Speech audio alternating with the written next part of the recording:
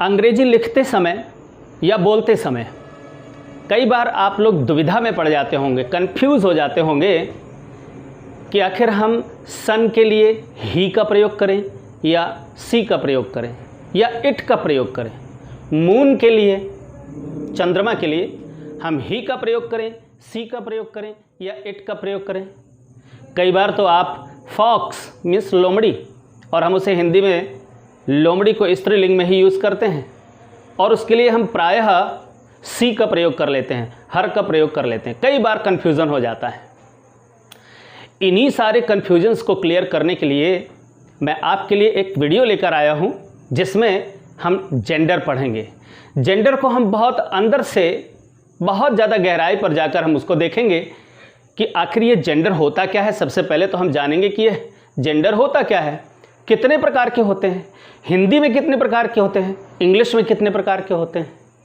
इन सभी चीज़ों को बड़े करीब से देखने के लिए, बड़े करीब से जानने के लिए आपको इस वीडियो को शुरू से लेकर अंत तक बड़े ध्यान से देखना होगा। न केवल इस वीडियो को, बल्कि इससे आगे आने वाले वीडियो को भी आपको बड़े ध्यान से देखना पड़ेगा। क्यों?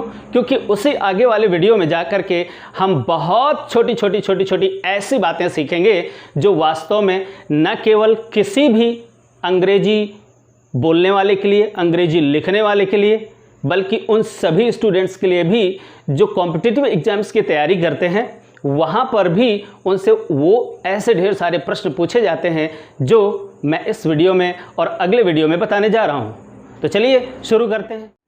तो चलिए ज़रा देख लेते हैं कि जेंडर ऑफ नाउन क्या होता है। नाउन तो आप जानते हैं, noun is a naming word, अर्थात नाउन संज्ञा, और संज्ञा का ही जेंडर होता है। अब ये जेंडर क्या होता है, चलो इसके बारे में ज़रा अच्छे से हम इसकी डेफिनेशन को पढ़ते हैं और समझते हैं। देखिए ज़रा क्या लिखा है मैंने। लिखा है definition, a state of being male और फीमेल। अ स्टेट मीन्स जो दशा होती है, ऑफ बीइंग मेल अर्थात मेल माने नर या फीमेल मीन्स मादा। तो नर या मादा होने की जो अवस्था है, ठीक है ना, और ईदर ऑफ देम, या तो फिर इन दोनों में से किसी एक की होने की अवस्था है, या फिर नीदर ऑफ देम अर्थात इनमें से कुछ भी ना होने की अवस्था। इसी अवस्था को एक्चुअली जेंडर कहते हैं या जेंडर ऑफ नाउन कहते हैं। अब सीधे शब्दों में आप समझिए कि ये जेंडर क्या होता है। देखिए ज़रा जेंडर क्या होता है, मैं आपको बहुत ही सरल से शब्दों में बतलाने का प्रयास करता हूँ। देखिए, किसी भी नाउन, किसी भी संज्ञा को सुनने के बाद आपको एक फील आता है, एक सेंस आता है कि वो नाउन या तो नर होगा या तो मादा होगा, और हिंदी में यही होता है, स्त्रीलिंग और पुल्लिंग, इसके बाद और कुछ नहीं होता।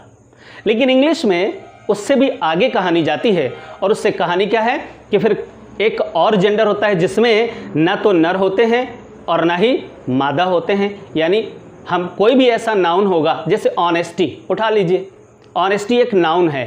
अब बताइए ये नर है या ये मादा है? ठीक, ऐसा तो है नहीं, हमें तो नहीं पता चल रहा कि हम ऑनेस्टी को सुनने के बाद यानी ईमानदारी को हम नर कहें, यानी नर की संज्ञा में रखें या मादा की संज्ञा में रखें। ऐसे ही जैसे स्टूडेंट है, डॉक्टर है, अब इसमें तो नर भी हो सकता है, इसमें मादा भी हो सकती है। तो इन्हीं चीज़ों को ज़रा ध्यान से सुने कि ये जेंडर क्या होता है। जेंडर वास्तव में एक फील होती है, एक अनुभूति होती है उस नाउन के बारे में, जिससे हमें ये पता चलता है कि वो नाउन नर है या मादा है, अथवा उन दोनों में से कोई एक है, अथवा उनमें से कोई नहीं है। देखिए जैसे कुछ एग्जाम्पल्स मैंने नीचे लिखे हुए हैं, ये देखिए ज़रा कुछ एग्जाम्पल्स हैं।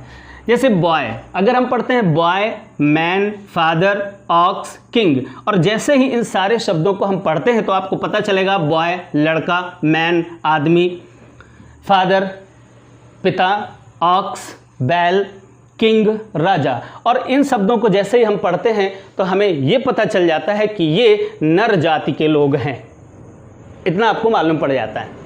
ऐसे इधर देखिए ज़रा, यहाँ पर हमने जब कभी नाम लिया girl, woman, mother, cow, queen, अगर इन शब्दों को हमने बोला तो हमारे अंदर एक फील आता है कि ये स्त्री हैं, अर्थात ये मादा जाति से रिलेटेड हैं।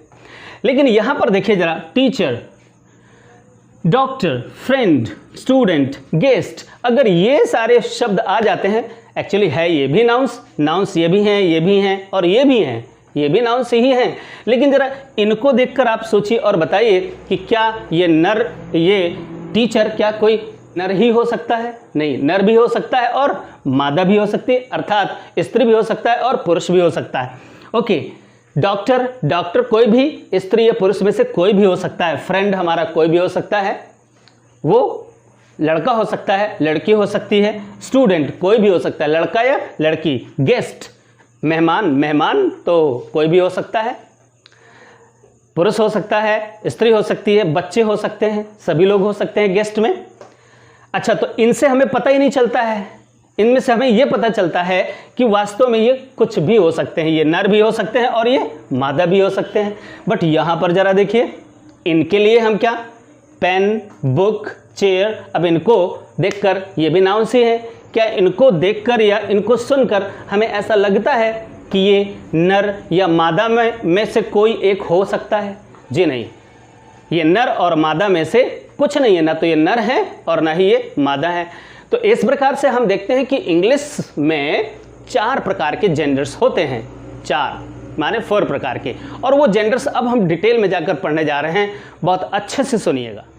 अंग्रेजी में जेंडर 4 होते हैं, देखिए जरा कौन कौन से। पहला, masculine gender. Masculine means pulling, जिसको हम बोलते हैं।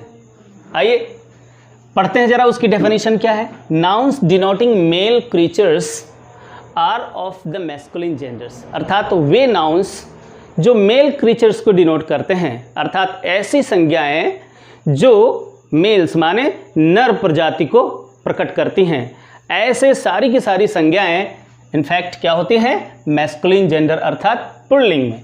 देखिए जरा, जैसे boy, king, lion, brother, Ram, ox, इस प्रकार के अगर हम कोई भी वर्ड्स बोलते हैं तो हमको समझ में आता है कि ये क्या है, ये मेल प्रजाति से हैं। और तो जो भी मेल प्रजाति से संज्ञाएं हमें नजर आती हैं तो वो सभी के सभी मैस्कुलिन जेंडर की होती हैं, तथा उनके लिए हम प्रोनाउंस ही का प्रयोग करते हैं, हिम का प्रयोग करते हैं या हिज का प्रयोग करते हैं। आइए आगे देखते हैं।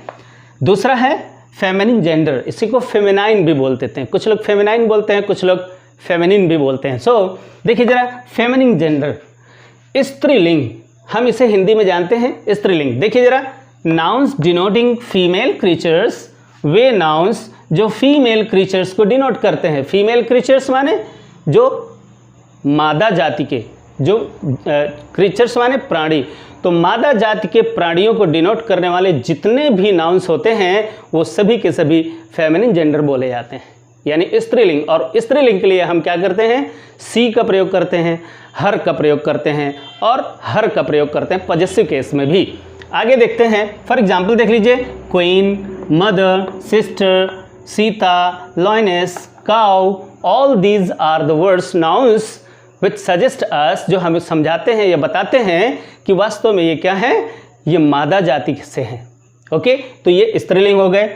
अब हिंदी में तो यही 2 होते हैं, हम किसी भी नाउंस को बोलते हैं तो इसी प्रकार से, या तो हम उसे मेल्स में बोलते हैं यानी स्त्रीलिंग में बोलते हैं, या हम उसे पुल्लिंग में बोलते हैं। ओके, अब देखिए जरा कॉमन जेंडर क्या होता है। अब ये इंग्लिश में है, ये हिंदी में नहीं है। देखिए क्या है, nouns denoting both a male और female creatures are of the common gender, अर्थात वे नाउन्स जो दोनों को ही, अर्थात मेल और फीमेल, नर और मादा प्राणियों को दोनों के लिए ही यूज़ किए जाते हैं, जो वर्ड्स वो कॉमन जेंडर में होते हैं। और देखिए ज़रा वो क्या है, जैसे यहाँ पर हमने लिखा teacher, friend, servant, student, enemy, guest, neighbour, etcetera etcetera.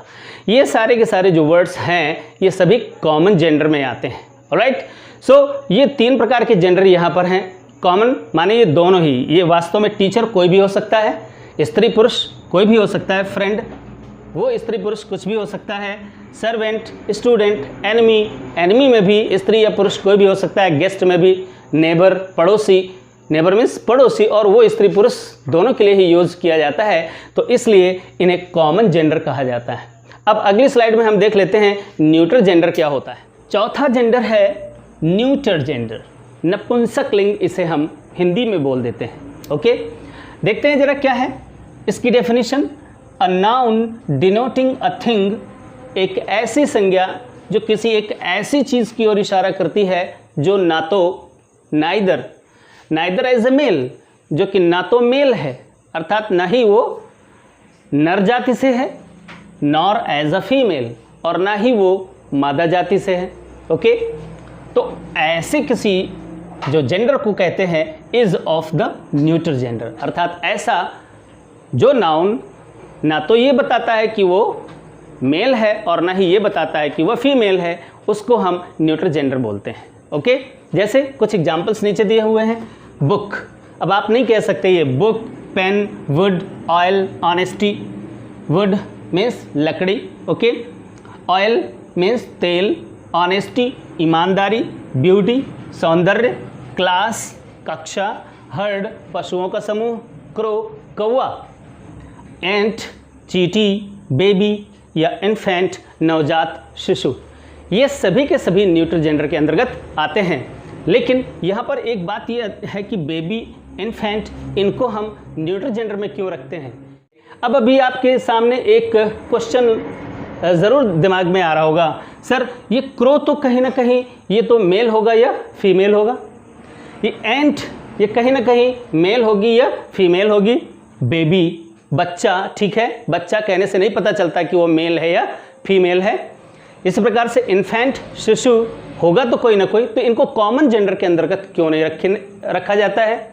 जी हाँ, यही तो वो बड़ी बातें हैं, वो बहुत बड़ी लगती बहुत छोटी हैं बट वो बहुत बड़ी बातें हैं जो आपको अगले वीडियो में मिलेंगी। सो अगला वीडियो मिस मत करिएगा, उसे ज़रूर देखिएगा, क्योंकि मैं उसमें आपको इन्हीं से संबंधित, अभी हम मैस्कुलिन जेंडर की बात करते हैं, हम पुल्लिंग की बात करते हैं, तो बहुत सारी ऐसी चीज़ें हैं जो मेल्स नहीं हैं, फिर भी हम उनके लिए ही, हिम और हिज का प्रयोग करते हैं। बहुत सारे ऐसे भी हम आपको अगले वीडियो में बहुत सारे ऐसे नाउन्स भी बतलाएंगे जो वास्तव में वो फीमेल्स नहीं हैं, इनफैक्ट वो ना तो मेल है और ना ही फीमेल है, लेकिन उनके लिए भी हम सी या ही का प्रयोग करते हैं। तो ऐसी बहुत ही छोटी छोटी बट बड़ी ही इंपॉर्टेंट जानकारी आपको अगले वीडियो में मैं देने जा रहा हूँ। चलिए यहाँ पर हम अभी और आगे चलकर देख लेते हैं कि बड़ी आसानी के साथ इन 3 ट्रिक्स का इस्तेमाल करके या 3 तरीकों का इस्तेमाल करके हम किसी भी मैस्कुलिन जेंडर को फेमिनाइन जेंडर में कैसे चेंज कर लेते हैं। तो चलिए अगली स्लाइड। अंग्रेजी सीखते समय कई बार ऐसा होता है कि हम लोग ध्यान ही नहीं देते हैं, अनकॉन्शियसली वो चीज़ें हमको मिलती रहती हैं, बट हम अपना अटेंशन ही नहीं पे करते कि एक्चुअली वो मेल है या फीमेल है। ओके, या मेल का फीमेल भी होता है, और उन वर्ड्स को हम प्रिपेयर नहीं करते, उनको याद करने का प्रयास भी नहीं करते। लेकिन जब हम स्पोकन टर्म्स पर आते हैं, जब हम इंग्लिश स्पीकिंग करते हैं या हम जब कभी ट्रांसलेशन करते हैं, तो फिर वहाँ पर हमें ज़रूरत महसूस होती है और वहाँ पर हमें कठिनाई अनुभव होती है। देखिए, मैं आपके लिए बहुत ही सिंपल से 3 तरीके लेकर के आया हूँ।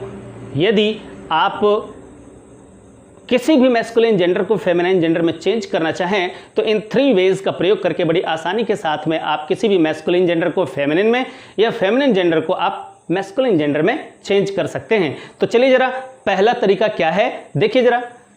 यहाँ पर मैंने आपके लिए एक टेबल बनाई है और इस टेबल में आप देखिए कि पहला तरीका है बाय चेंजिंग वर्ड्स। जी हाँ, और यही सबसे ज़्यादा इंपॉर्टेंट है, क्योंकि यहाँ पर तो आपको लर्न करना पड़ेगा, कोई ऐसी ट्रिक नहीं है कि आप उस ट्रिक का इस्तेमाल करके आप इनको चेंज कर लें। No, they are absolutely different words. Okay, so you have to learn, there is no choice. वहाँ पर कोई चॉइस नहीं है, आपको तो लर्न करना ही पड़ेगा। देखिए ज़रा, यहाँ पर बॉय, गर्ल, जी हाँ, बॉय एक डिफरेंट वर्ड है और गर्ल एक डिफरेंट वर्ड है। बक मीन्स हिरन। ओके, ये कौन सा हिरन है, ये जरा यहाँ पर देखिए, ये बॉय बक, ये श्रेणी क्या है, ये है एक्चुअली मेल क्रीचर्स हैं ये, और ये बक जो है तो ये मेल हिरन होता है, और उसका अगर हम फीमेल देखते हैं तो हमें देखना पड़ेगा हिरनी जिसे हम कहेंगे, तो वो होती है डो। ऑलराइट, आपको देखना पड़ेगा, याद करना पड़ेगा। कॉक मुर्गा, और चलिए हैन, ये बहुत ही कॉमन वर्ड है, सभी लोगों को अच्छी तरह से याद होता है। डॉग, और डॉग के लिए हम बिच, यानी जब उसकी फीमेल का यूज़ करते हैं तो बिच, लेकिन ध्यान रहे ये बिच एक्चुअली एक गाली जैसा लगता है। एक्चुअली इसका प्रयोग गाली के लिए इतना अधिक किया गया है कि अगर हम बिच बोलते हैं कहीं पर तो हमको ऐसा लगता है जैसे हम किसी को गाली दे रहे हों। इसलिए अब बहुत ज़्यादा ये प्रचलन में आ गया है कि जब कभी भी हम डॉग के फीमेल की बात करते हैं, अर्थात उसकी जो मादा जाति की जब बात करते हैं, तो वहाँ पर फीमेल डॉग का यूज़ किया जाता है। ऑलराइट, वैसे ओरिजिनली है क्या डॉग का फीमेल है बिच, लेकिन बिच के स्थान पर अब मॉडर्न इंग्लिश में हम फीमेल डॉग का प्रयोग करते हैं। हस्बैंड, वाइफ, ये भी कॉमन वर्ड है, आप जानते हैं। ओके, बोर, बोर मीन्स सुअर, मीन्स मेल, तो मेल सुअर को हम बोर बोलते हैं और फीमेल सुअर को हम सो बोलते हैं। ये हम लोग याद नहीं करते हैं, हमें याद करना चाहिए। ओके, ड्रेक, डक, ड्रेक बतख, मेल जो बतख होती है या होता है, हम बतख को बतख होती है हम उसको स्त्रीलिंग में ही बोलते हैं, बट ऐसा इंग्लिश में नहीं है। ड्रेक, ये जो मेल बतख है उसे हम ड्रेक कहते हैं और फीमेल बतख है उसको हम डक बोलते हैं। हॉर्स, घोड़ा, साधारणतः हम घोड़ा ही बोल देते हैं और हॉर्स, लेकिन हम उसकी फीमेल को अगर हम बोलेंगे तो घोड़ी यानी मेयर बोलेंगे। ऑलराइट, तो ये तो ऐसे वर्ड्स हैं एक्चुअली जिनको लर्न करना ही पड़ेगा और ये बहुत सारे हैं, याद करते जाइए। लेकिन अब उसके लिए डिक्शनरी नहीं उठानी है, जी नहीं, डिक्शनरी लेकर के आप कभी भी वर्ड्स को याद नहीं कर सकते, बट आपको अटेंशन पे करना है कि जब भी कोई वर्ड आए आपके सामने तो आपको उसे बहुत गौर से देखना है और उसे यूज़ करना है। जब हम day to day spoken English में या डे टू डे अपनी स्पोकन लैंग्वेज में उन वर्ड्स को हम यूज़ करते रहते हैं तो वो हमें याद बने रहते हैं, अदरवाइज नहीं। ओके, अब दूसरा जरा हम तरीका देख लेते हैं। यहाँ पर आप इसको एक छोटी सी ट्रिक बोल सकते हैं, but actually this is not a trick, ये वास्तव में कॉन्सेप्ट ही है। देखिए जरा क्या है, बाय एडिंग ES। प्रायः हम बहुत सारे ऐसे नाउन्स होते हैं जिनमें हम ESS का प्रयोग कर लेते हैं, तो वो है यहाँ पर ये फेमिनाइन जेंडर में चेंज हो जाता है, और अगर वो फेमिनाइन जेंडर है उससे हम ES अगर हटा देते हैं तो वो क्या बन जाता है, मैस्कुलिन जेंडर बन जाता है। ओके, देखिए जरा कुछ एग्जाम्पल्स लिखें। हेयर, एयर मीन्स उत्तराधिकारी। अब उत्तराधिकारी ये तो मेल है, लेकिन हम फीमेल उत्तराधिकारी की जब बात करते हैं तो क्या हो जाएगी, एयरिस, इसको हम एयरिस बोलते हैं। ओके, प्रीस्ट, पुजारी, और उसकी फीमेल अगर हम बात करेंगे पुजारिन तो क्या बन जाएगा, प्रीस्टेस। होस्ट, होस्ट क्या होता है, जो मेजबान होता है, तो मेल मेजबान जो होता है वो होस्ट होता है, और जो फीमेल मेजबान है उसमें हम ES जोड़ देते हैं तो होस्टेस बन जाता है। देखिए आगे देखते हैं, पोएट, पोएटिस, ESS। बट अब आजकल ये जो पोएट है और ये जो आथर है, आथर में भी ESS लगा देते हैं तो वो मेल आथर बन जाती है, लेकिन आजकल इसका प्रयोग वास्तव में कॉमन जेंडर में होता है। ओके, यानी दोनों में, हम केवल पोएट भी कह सकते हैं, तो पोएट में दोनों ही लोग शामिल हो जाते हैं, अर्थात जो कवि है या जो कवियत्री है दोनों को ही हम पोएट बोल देते हैं। ऑलराइट, देखते हैं जायंट, राक्षस, मेल, जो मेल हुआ वो जायंट है, और ये जायंटिस, इसमें ESS जोड़ दिया तो उसको हम जो फीमेल जायंट, जो फीमेल राक्षस हो जाएगी। ओके, सिफर्ड, इसी प्रकार से गरड़िया, और जो मेल गरड़िया है उसको हम सिफर्ड, और फीमेल गरड़िया है उसके लिए हम ES और जोड़ देते हैं। तो एक सिंपल सा, बहुत ईजी सा एक तरीका है जिससे हम किसी भी मैस्कुलिन जेंडर को फेमिनाइन जेंडर में चेंज कर सकते हैं। तीसरा वे हम आपको बतला देते हैं, क्या है, by changing first and last word. कभी कभी कुछ ऐसे कंपाउंड वर्ड्स होते हैं जिनमें हम या तो पहले वाले शब्द को या तो बाद वाले शब्द को चेंज करके और उनके जेंडर में चेंज कर लेते हैं। देखिए यहाँ पर हमने कुछ शुरू के जो कुछ एग्जाम्पल्स दिए हैं, इन एग्जाम्पल्स में मैंने कुछ पहले वाले जो वर्ड्स हैं यानी जो आपके फर्स्ट वर्ड्स हैं उनको हटा दिया है। देखिए जैसे सन in law, sun in law आप जानते होंगे दामाद, जी हाँ, और उसके लिए हमने क्या कर दिया, सन को हटा करके हमने डॉटर कर दिया, बाकी ये जुड़ा रहा, सन इन लॉ। ओके, तो सन के स्थान पर डॉटर कर दिया और इन लॉ जुड़ा रहा, तो ये क्या हो गई, पुत्र वधू हो गई। Okay, father in law, father in law, ससुर साहब, ससुर जी। ओके, और उनके लिए हमने फादर का दूसरा जो मदर है यानी पहला वर्ड चेंज कर दिया, इन लॉ लगा रहा। ऐसे ब्रदर इन लॉ है, ब्रदर को हटा दिया, उसके स्थान पर सिस्टर लगा दिया, तो ये फेमिनिन जेंडर में चेंज हो गया। स्टेप सन, अब यहाँ पर देखिए ज़रा, लास्ट वर्ड्स को हमने चेंज किया है। यहाँ पर पहले जो 3 एग्जाम्पल्स हैं इनमें हमने फर्स्ट वर्ड को चेंज किया है। यहाँ जो 3 एग्जाम्पल्स हैं यहाँ पर हमने लास्ट वर्ड को चेंज किया। देखिए ज़रा क्या है, सन को डॉटर में चेंज कर दिया तो स्टेप सन स्टेप डॉटर, इसका फीमेल हो गया। ग्रैंडफादर, इसका फीमेल हो गया ग्रैंड मदर, हमने लास्ट वाले वर्ड्स को चेंज किया। पीकॉक, हमने यहाँ पर पी और हेन यानी लास्ट के कॉक को यहाँ से चेंज करके हमने हेन कर दिया। तो एक सिंपल से तरीके होते हैं जिन तरीक़ों से आप बहुत सारे, हम ये नहीं कह रहे कि सारे के सारे जितने भी फीमेल्स हैं या मैस्कुलिन जेंडर है आप उनको फेमिनिन जेंडर में चेंज कर सकते हैं, बट कुछ ये प्रकार हैं जिनको तो आपको अलग से लर्न करना ही पड़ेगा। बट यहाँ पर बहुत सारे, जैसे अभी इसमें अभी बहुत सारे हैं, जैसे हम एक्टर है एक्ट्रेस कर देते हैं, उसमें ACTOR होता है तो लास्ट वाले वोवल को हटाकर हम R पहले ले लेते हैं, ESS बाद में, तो एक्ट्रेस हो जाता है ना। इस तरीके से हम बहुत सारे और भी तरीके तो यही 3 ही हैं इनफैक्ट, और इन्हीं 3 तरीक़ों से हम किसी मैस्कुलिन जेंडर को फेमिनिन जेंडर में चेंज कर लेते हैं। बट अब जाने से पहले मैं आपको ये बताना चाहता हूँ कि इनसे रिलेटेड ये तो जो सतही चीज़ें हैं, जो फंडामेंटल जानकारी है, जो फंडामेंटल इन्फॉर्मेशन है वो मैंने आपको यहाँ पर दी है, बट इससे रिलेटेड वो जानकारियाँ जो आपको होनी ही चाहिए। अदरवाइज़ आप हर बार हर सेंटेंस में जब कभी भी आप जेंडर की बात करेंगे तो जेंडर में आकर के कहीं ना कहीं आप प्रोनाउंस को सिलेक्ट करने में हमेशा ही गलतियाँ करेंगे।